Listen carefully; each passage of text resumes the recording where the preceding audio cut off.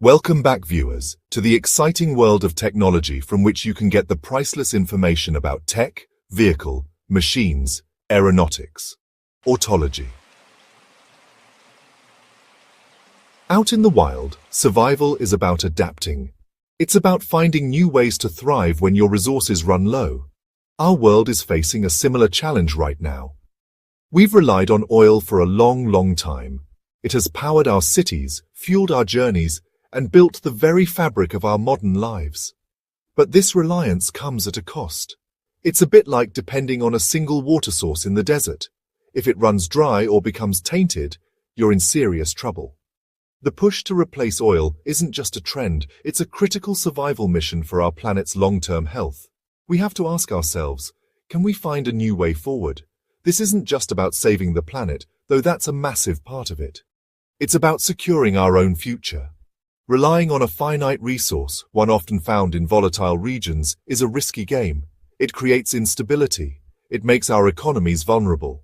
The quest for alternatives, for renewable energy, is a quest for resilience.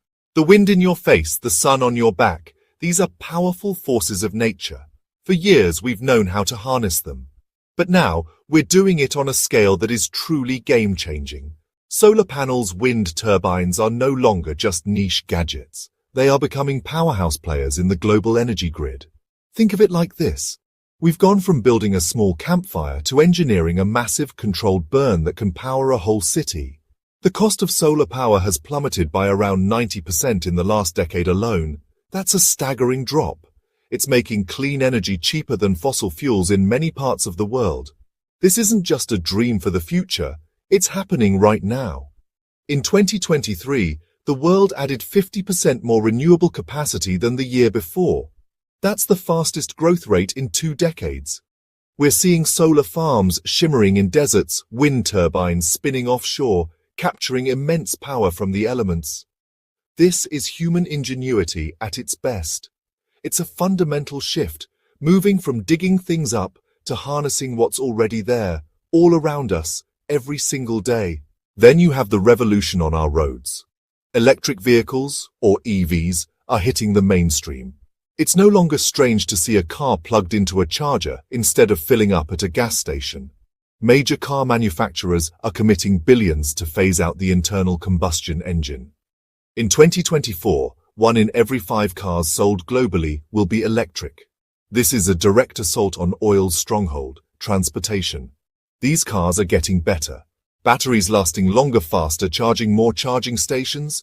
Range anxiety is fading. This progress is incredible. It shows what we can achieve when we put our minds to it. It's like finding a reliable, abundant source of fresh water and food in the wilderness. It gives you hope. It gives you a real, tangible alternative to the old, risky ways. Cheap, clean electricity from renewables and the growing fleet of EVs, a powerful 1-2 punch against oil's dominance. When you think of oil, you probably picture a gas station pump or a power plant. That's the front line for sure. But that's only scratching the surface.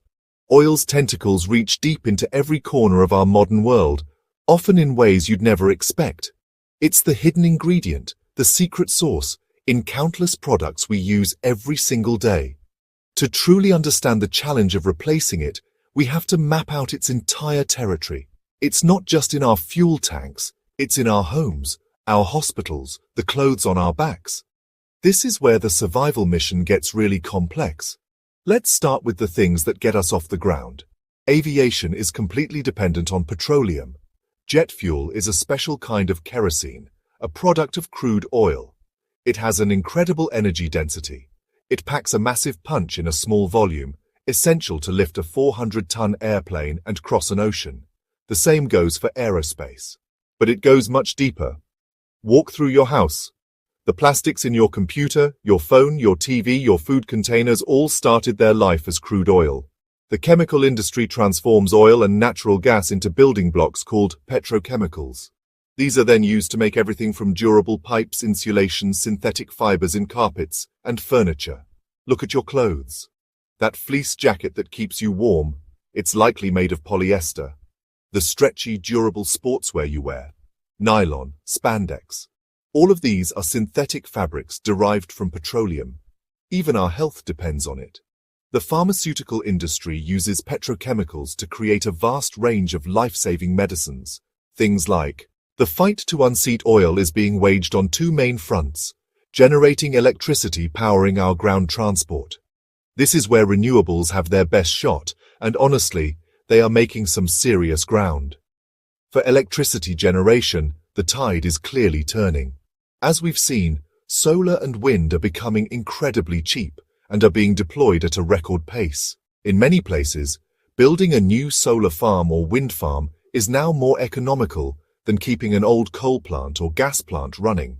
On the second front, ground transportation, electric vehicles are the clear champions for a post-oil world. For personal cars, vans, and even city buses, the transition is well underway. The experience of driving an EV is fantastic. They are quiet, quick, and cheap to run. So, can renewables end our reliance on oil? The honest answer is yes, eventually, but it won't be the quick, clean break some myths suggest. This is not a sprint, it's an ultra-marathon over treacherous terrain. The idea we can flip a switch to 100% renewables by 2035 is a dangerous fantasy. It ignores the hard realities of physics, chemistry, and global economics. For electricity and personal cars, the path is clear and we're moving fast. But for aviation, shipping, heavy industry, petrochemicals, the journey is much, much longer, and the path is still being scouted.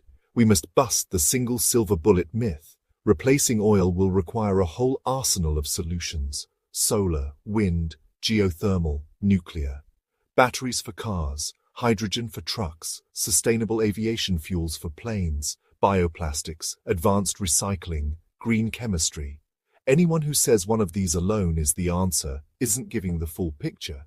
It's about a coordinated, multi-pronged strategy using every tool in our survival kit. The sheer scale of the transition is mind-boggling. Think of oil rigs, pipelines, refineries, and gas stations on Earth. Rebuilding that infrastructure for a new energy system is the biggest engineering project in human history. But we know the destination, and we've started the march. Thanks for watching, and stay tuned with us for more. This exciting content.